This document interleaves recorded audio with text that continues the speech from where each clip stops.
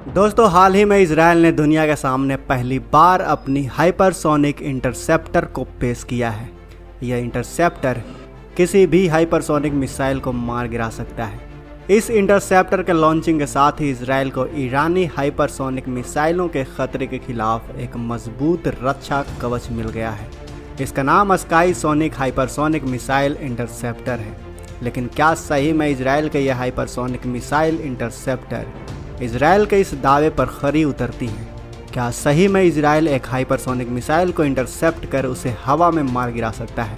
दरअसल इस sky sonic hypersonic missile interceptor को इजरायली company Rafael Advance Defense System Limited ने बनाया है। आपको बता दें कि राफेल एडवांस ने ही आयरन डोम, डेविड स्लिंग, स्पाइडर, स्काई ऑस्पोटर जैसे शक्तिशाली एडवांस डिफेंस सिस्टम को बनाया है।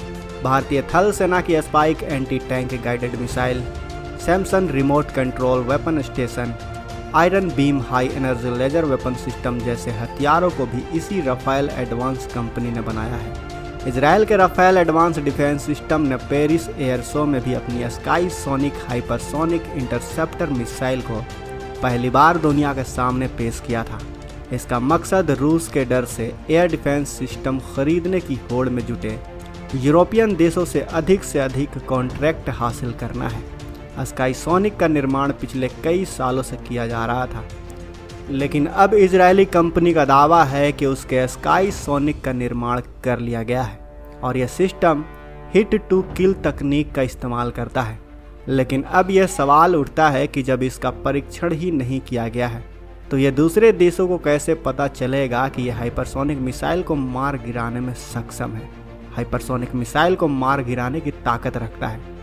आपको बता दें कि राफेल एडवांस डिफेंस सिस्टम ने sky sonic hypersonic missile interceptor project को अमेरिका के सामने पेश किया है और अमेरिका ने इसे लेकर पॉजिटिव फीडबैक भी दिया है। बहुत कम लोगों को ये पता है कि इजराइल के आयरन डोम डिफेंस सिस्टम के निर्माण में अमेरिका का भी बहुत सारा पैसा खर्च हुआ है। इजराइल ने स्काई सोनिक हाइपरसोनिक इंटरसेप्टर को अपने दुश्मन ईरान के खिलाफ तैयार किया है, क्योंकि हाल ही में इजराइल ने हाइपरसोनिक हथियार को विकसित करने का दावा किया है। इसी महीने ही ईरान ने पब्लिकली अपनी पहली हाइपरसोनिक मिसाइल फतह यानी फारसी में ओपनर मिसाइल का खुलासा किया था।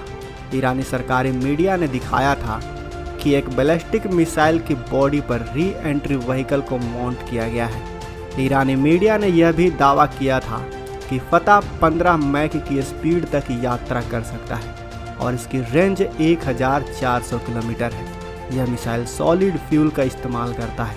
हालांकि ईरान के हाइपरसोनिक मिसाइल को बनाने के इस दावे पर दुनिया भर के देशों को डाउट है, क्योंकि ईरान शुरू से ही प्रचार के उद्देश्य से अपनी सैन्य क्षमताओं को बढ़ा चढ़ा कर पेश करता रहा है, जबकि मौजूदा हाइपरसोनिक तकनीक सिर्फ 5 से 6 मैक तक उड़ान भरने वालों डिज़ाइनों पर समर्थन करती है। इस वक्त दुनिया में सिर्फ 2 ही ऐसे देश हैं जिन्होंने 10 मैक की स्पीड को हासिल किया है। उसमें पहला देश है रूस और दूसरा है हमारा भारत। और ये दावा दुनिया के सबसे शक्तिशाली देश अमेरिका ने किया है। रूस की जिरकोन मिसाइल 10 मैक की स्पीड से हमला करती है और इसी की तकनीक ब्रह्मोस 2 में भी लगने वाली है, जबकि भारत ने ब्रह्मोस 2 से पहले ही एक मिसाइल का परीक्षण कर 10 मैक को हासिल कर लिया था, लेकिन भारत ने इसका खुलासा नहीं किया है। आखिर ये मिसाइल कौन सी है और इसे कब तक सेना में शामिल किया जाएगा? ऐसे में ईरान का मैक 15 का दावा सही तो नहीं हो सकता है, क्योंकि ईरान की तुलना में ज़्यादा रिसोर्सेज और तकनीक के मामले में अनुभवी देश चीन और रूस और अमेरिका को हाइपरसोनिक टेक्नोलॉजी को विकसित करने वक्त काफ़ी मुश्किलों का सामना करना पड़ा था, जो ईरान के दावे पर और भी ज़्यादा संदेह पैदा करता है। इसके अलावा फिर भी इजराइल कोई चांस नहीं ले रहा है। अपने sky sonic hypersonic missile interceptor के अलावा इजराइल लेज़र के इस्तेमाल सहित अल्टरनेटिव मिसाइल डिफेंस सिस्टम में भी निवेश कर रहा है। मिसाइल बेस्ड डिफेंस सिस्टम की तुलना में लेज़रों के कई फ़ायदे होते हैं, जिसे तत्काल हिट और प्रति शॉट कम लागत, हालांकि उन्हें बड़ी मात्रा में बिजली की ज़रूरत, ज़्यादा रेंज पर कम होती शक्ति और एटमॉस्फेरिक कंडीशन के प्रति संवेदनशीलता जैसी कमियों का सामना करना पड़ता है।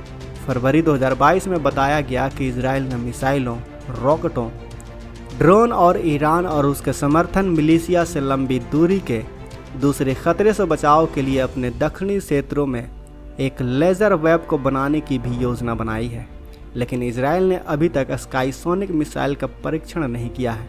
तो ऐसे में सवाल उठ रहा है कि क्या सही इजराइल की स्काईसोनिक इंटरसेप्टर हाइपरसोनिक मिसाइल को रोक सकती है। दोस्तों, हमने अब तक जहां जहां भी इंटरनेट पर रिसर्च की है उसके हिसाब से मिसाइल को डिटेक्ट करने के लिए सबसे ज़रूरी रडार होते हैं। ऐसे में हाइपरसोनिक मिसाइल को डिटेक्ट करने वाले रडार को एक हाइपरसोनिक मिसाइल को काफ़ी दूर पहले ही ट्रैक करना होता है, यानी उस रडार में भविष्य को देखने की क्षमता होनी चाहिए।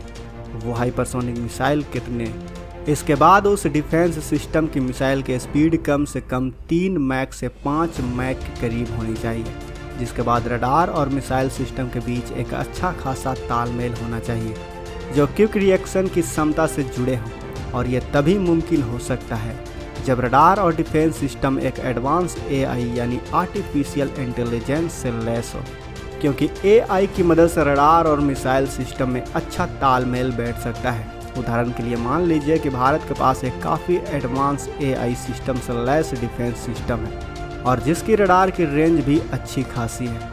ऐसे में जब हमारा दुश्मन हाइपरसोनिक मिसाइल से हमला करेगा तब ये रडार उस मिसाइल को पहले ही डिटेक्ट कर लेगा। इसके बाद AI का काम कैलकुलेशन करने का होगा कि वो मिसाइल कितनी स्पीड से आगे बढ़ रही है, उसका रास्ता क्या होगा और वो कब एक निश्चित दूरी पर पहुंच जाएगी, जहां AI पहले ही अपने टारगेट को सेट कर चुका होगा कि एडवांस हाइपरसोनिक मिसाइल उस जगह पर पहुंचे और उसके साथ ही डिफेंस सिस्टम का मिसाइल भी उस जगह पर पहुंच जाए।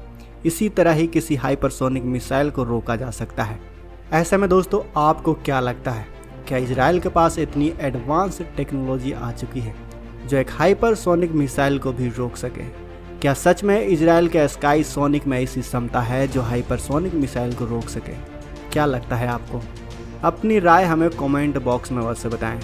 वीडियो अच्छी लगी हो तो वीडियो को लाइक करें, अपने दोस्तों के साथ शेयर करें, और अगर आपने अभी तक इस चैनल को सब्सक्राइब नहीं किया है तो इस चैनल को भी सब्सक्राइब कर लें। साथ ही बगल में जो बेल आइकन का बटन है उस पर ऑल पर भी क्लिक कर लें ताकि हमारी आने वाली वीडियो को आप मिस ना कर सकें। मिलते हैं अगले वीडियो में।